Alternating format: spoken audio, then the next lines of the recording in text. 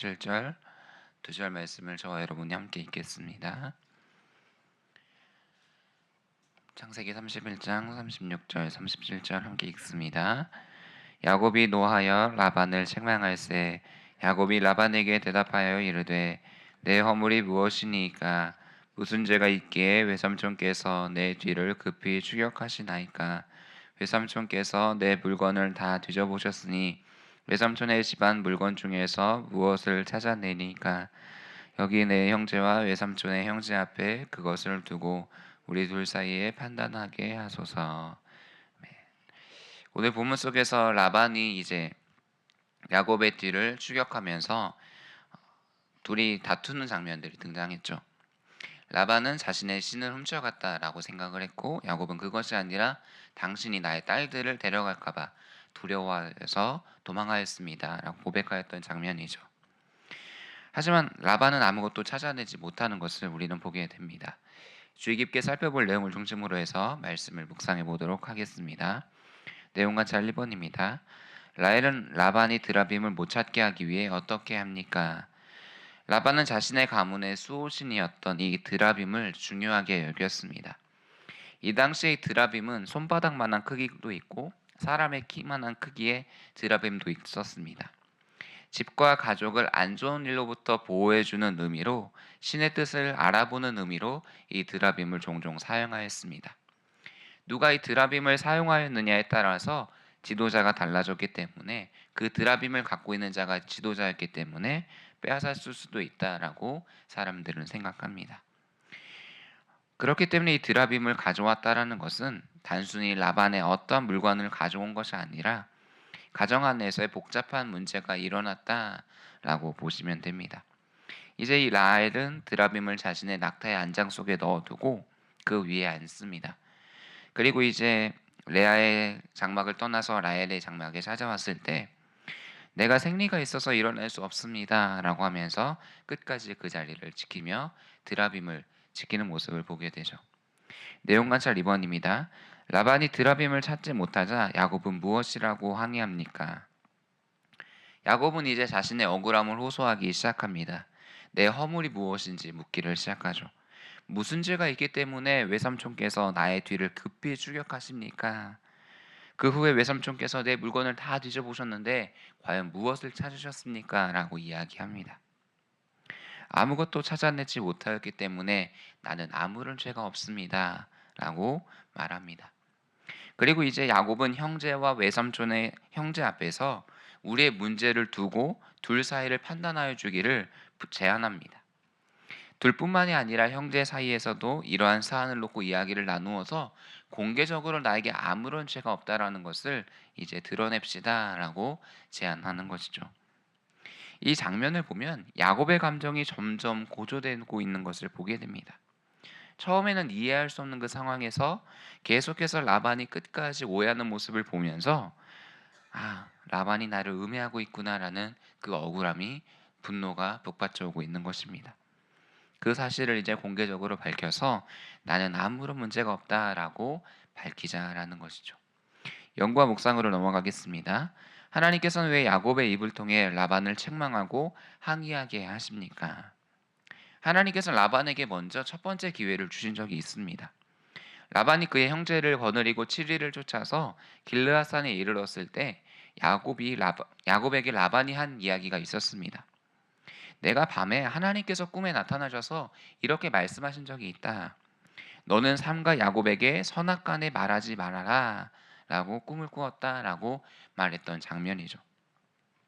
분명히 하나님께서는 라반에게 나타나셔서 말씀하셨음에도 불구하고 끝까지 의심해서 추격하고 찾아왔습니다. 야곱에게 끝까지 잘못을 따지고 자신이 딸들을 다 수색하며 그렇게 하나하나 잘못을 찾으려고 했었죠. 그런 하나님께서 야곱의 편이 되어 주셔서 이제 공의를 나타내고 계십니다. 특별히 그는 고대 사회의 무죄의 수단이었던 이 공개 변론을 통해 사회적인 명예를 회복하고자 하였습니다. 야곱은 자신이 행동하는 모든 것들을 다 하나님께서 갚아주시고 있음을 보게 됩니다. 특별히 그의 고백을 보면 우리가 읽지는 않았지만 뒤에 보면 하나님께서 자신의 삶을 어떻게 이끌어 가셨는지를 간증하는 장면을 보여주고 있습니다.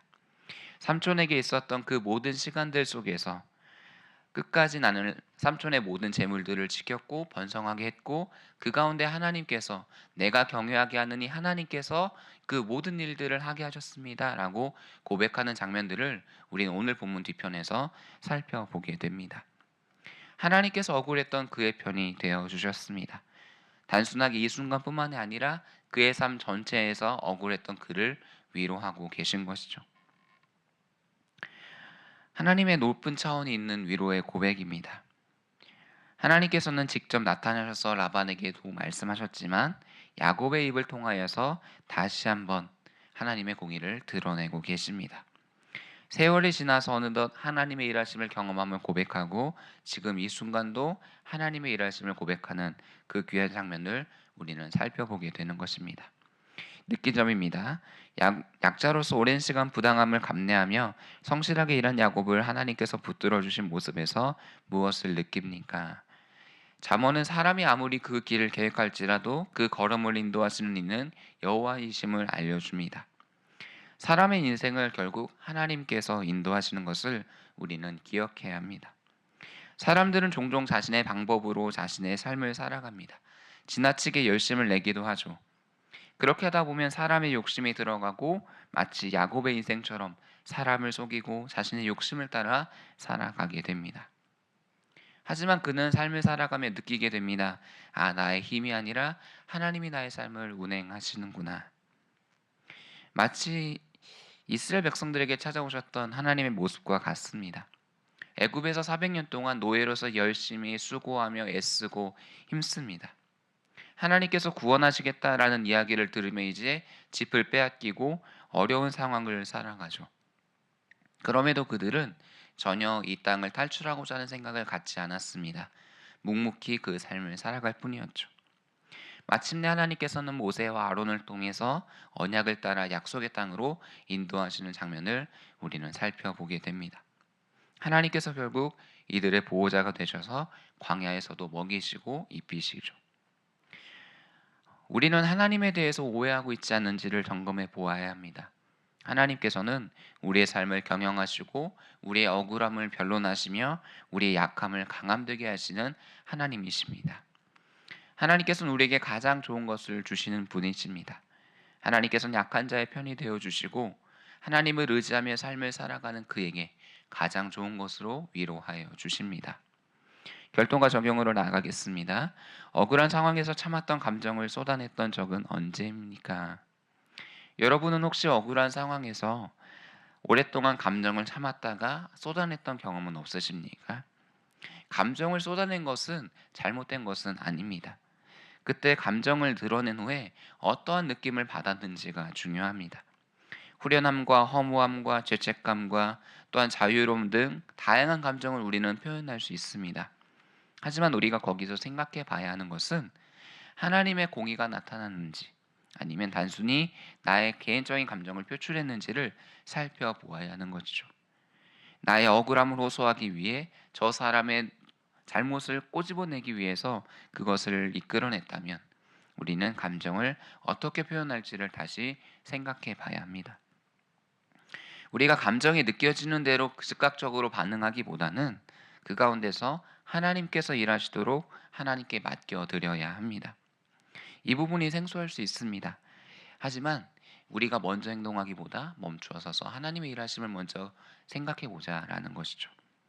우리에게 어떠한 감정이 있을 때 하나님께 그 감정을 가지고 나아가 하나님 나의 상황이 이렇습니다. 하나님께서 일해 주십시오라는 그 기도를 하는 성숙한 믿음의 단계로 나아가야 하는 것이죠.